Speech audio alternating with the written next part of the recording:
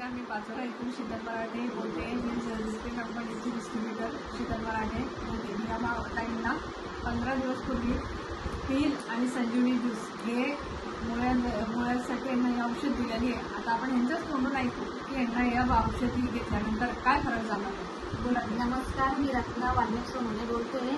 मला ही औषध घेतल्याने खूपच फरक वाटला आहे. मला ना बसता येत होतं ना उठता येत होतं. की माझं टॉयलेटला गेले की मला संडासच्या रक्त पडत पण आता मला खूपच फरक जाणवतोय.